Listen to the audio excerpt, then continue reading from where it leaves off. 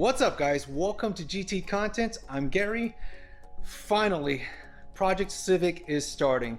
I know it's been a long time. It's probably been over a year now since I've said that I was going to start this project, but there's just been so many things happening in my life that's been delaying and postponing this project. But I'm just glad that I'm finally getting to start on it today. Now, the Honda Civic is typically an underdog because it has fuel economy roots. It wasn't really designed for performance. You know, it was supposed to be designed for getting your groceries, for hauling passengers around, and getting great fuel mileage.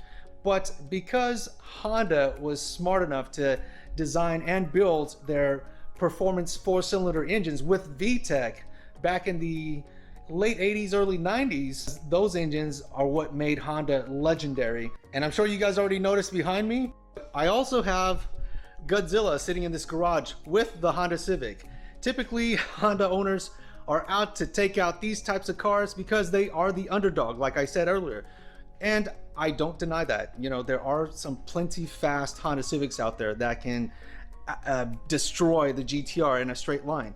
But the GTR is built for something else. You know, it's an everyday supercar with a backseat. It's comfortable. I mean, I can go on about my GTR, but this is not about my GTR. This is about the Honda Civics. I've always been looking forward to building a Honda with a VTEC engine. The problem is that there are so many bad examples out there. It's hard to find a good chassis. So I was fortunate enough to find this chassis, and I got a really good price for it too, surprisingly, and it was in my own town. So I didn't even have to go out of town. This is gonna date me, but the first time I saw a taffeta white Honda Civic hatchback was when a few friends and I went to the Gilroy outlets. When we arrived into the parking lot, it was sitting right there all by itself, looking real clean. I mean, it just reminded you of the Honda Civic Type R from Japan, but obviously it wasn't a Type R, it was just a DX, and it did not have the VTEC engine in there nor any other Type R components. It was just clean sitting around there. So I'm fortunate. I actually found the chassis that I wanted. I could have used a 92 to 95 Honda Civic hatchback, but my preference is this body style. So the goal for this swap is to do a K20 swap in here with the 6-speed from an RSX Type S.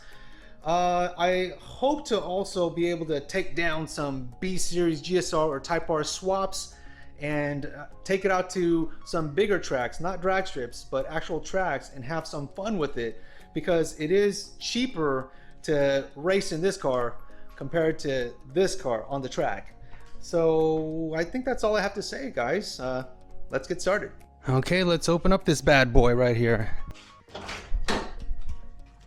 The traditional hood release. There we go. Ta-da! The D16. I would have kept you in here if you were just like the other single cam. You know, he was fun, adventurous, reckless. You're just boring. So you gotta go. Obviously, I'm just kidding. We're not LS swapping the world. We are K swapping the world. Two very popular swaps, but in this case, for this project, it's gonna be a K swap. Okay, I took off every bolt, nut, screw, whatever that I feel I need to in order to pull this baby out. And now it's time to do it. Bye-bye. And we're back, guys. It's all out. There it is. All right. This definitely has helped a lot throughout the years. I've owned this thing for probably about 20 years now, I want to say. Maybe more like 17, 11, 20. Yeah, 20 years. 20 years, Harbor Freight. The only thing I've had to change out was the pump itself. But man, this thing's still going on strong. But I'm glad I got this out.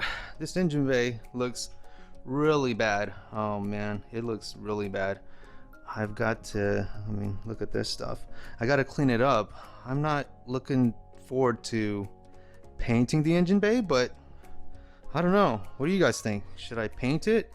I mean, I guess I already have everything out. It's probably a good idea to take care of all this right now than have regrets later when everything's in here.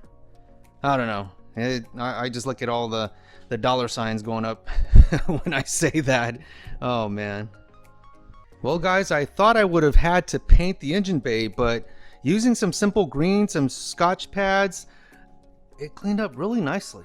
Oh, I'm super surprised. I thought I would have had to repaint this thing, but look at this. I mean, there's a few, you know, scratches here and there, but I can live with that. I can live with that because I'm not trying to spend any more money than I'm going to be already. The next thing I'm going to be doing is taking off this cross member.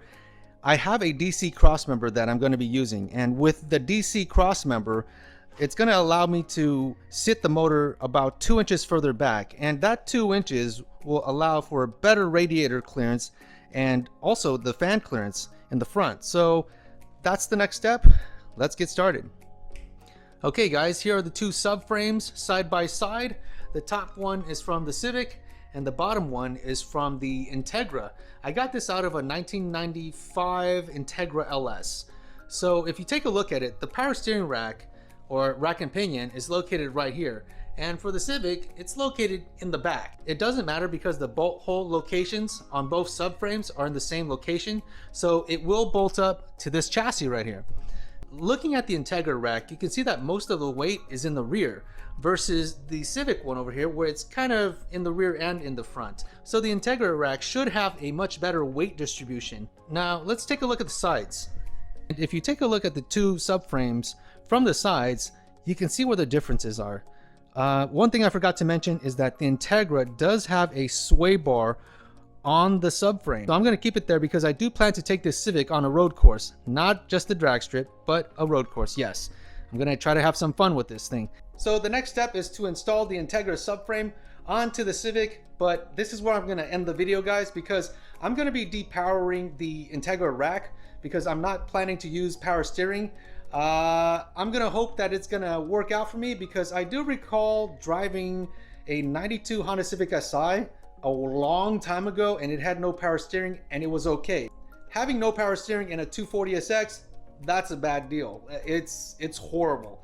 But I recall the Civic being much better. So what I'm going to be doing to the power steering rack in the next video is I'm going to be depowering the rack. There's a lot of details that I'm going to save for the next video. So hit that like button if you enjoyed watching this, and also subscribe button for future content on this Civic. I'll see you guys in the next one.